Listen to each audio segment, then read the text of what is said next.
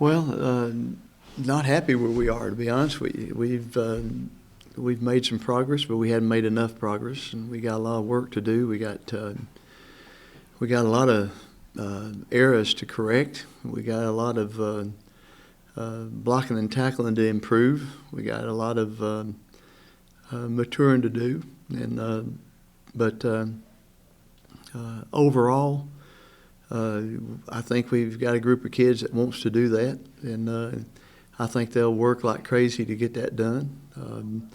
I think they know that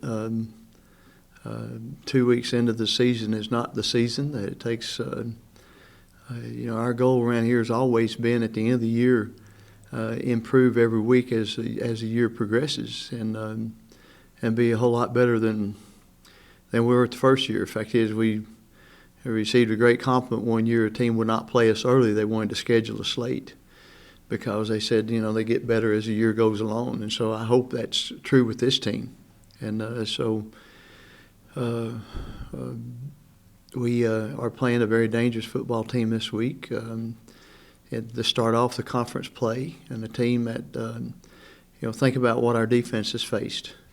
They faced a pro team, pro-style offense that play action pass and ended up, bootleg, and ended up throwing it more than they wanted to throw it.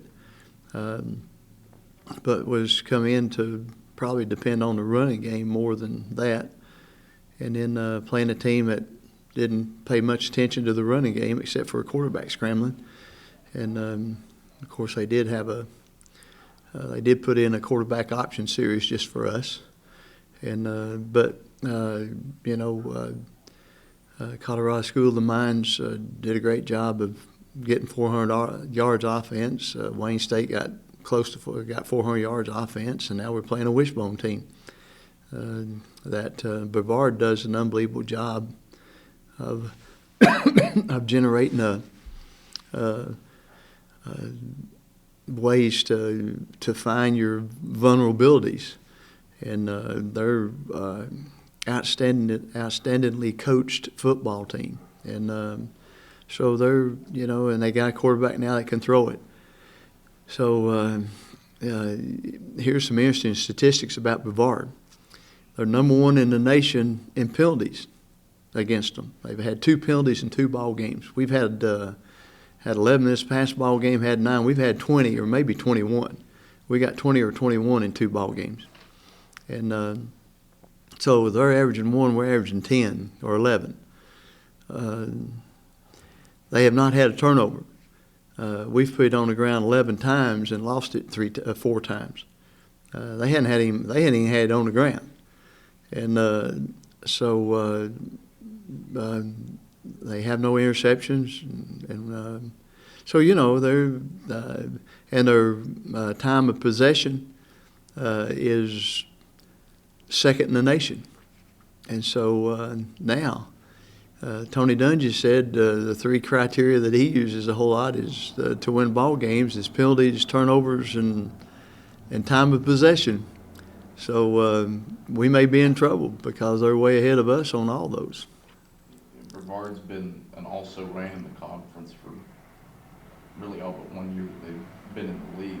Just how you sort of alluded to it, how dangerous is a team like this that's coming off of a nice confidence booster and a win over College of Faith and stayed step for step with a 1AA Presbyterian club for 3 quarters? They really did, and probably outplayed them in a lot of ways. And thing about Brevard, they're never going to not play hard, and they've put off some pretty good upsets since they've been in this league, and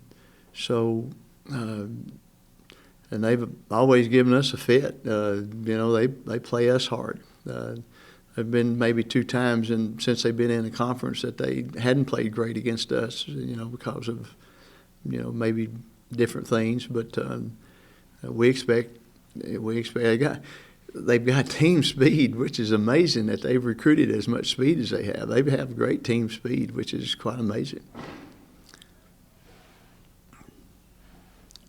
What about their linebackers defensively?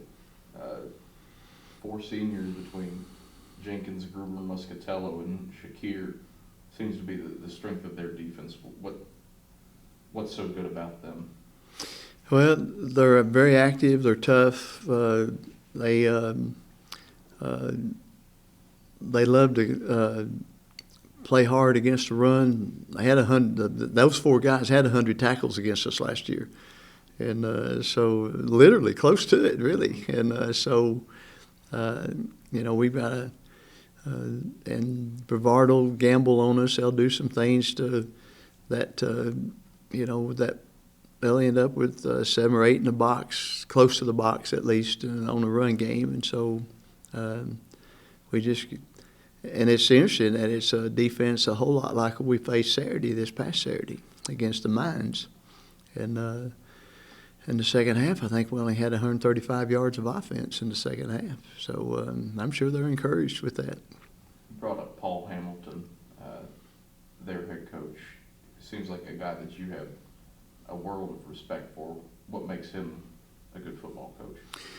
Well, I think he probably gets more mileage out of what he has than anybody that I've ever seen.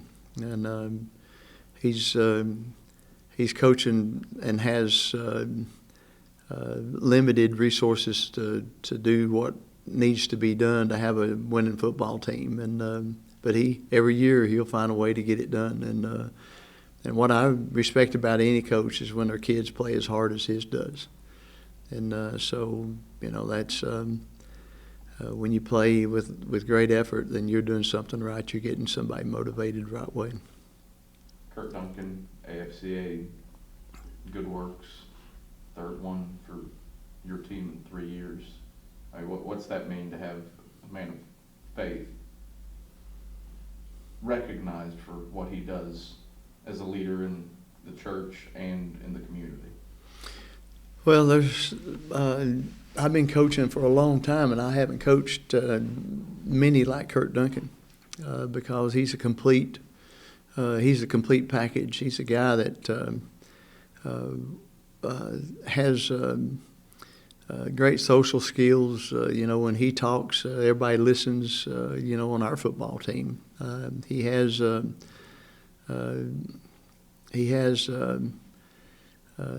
great mind. He started off with a 4.0 grade point average, majored in English, and grew up speaking Swahili and Xhosa language in South Africa, and so he's got a great mind. He works hard. He works to get better. When he came in here, of course, he was all Africa as a field hockey player in Africa, and at Morristown West, he was a great soccer player and was #1 tennis player, I think, in the region, and maybe got beaten in the region finals, I guess it was. And so, he's just he's a good athlete. And but the thing that makes Kurt Duncan's his heart. He's got a heart for the Lord, and that's a beginning point for his greatness. And he hasn't swayed from that at all, and has grown in that. And so if your heart's right, then it makes you usually think right. And if you think right, you probably are going to act right. And so Kurt Duncan is everything that a football coach hopes to coach one of these days. And I'm excited to be called his coach. And our whole coaching staff, when we sit around and talk, and I'm around a great coaching staff. And when those guys sit around and talk and start bringing up the strengths of Kurt Duncan, I just sit there and say, wow, this guy's pretty special. So he don't just have me convinced, he has our whole coaching staff convinced. And to have 3 in 3 years is almost unheard of. I think only one other school has ever done that, and that was Nebraska, I think. And so, and all 3 of them were unique. All 3 of them were special. And Kurt's another very, very special one. So, and I'm glad to hear that we get to furnish, or the American Football Coaches Association and Allstate Insurance gets to furnish his honeymoon trip to the Sugar Bowl. How can you beat that? I don't think you can. She may not like it as much as Kurt, but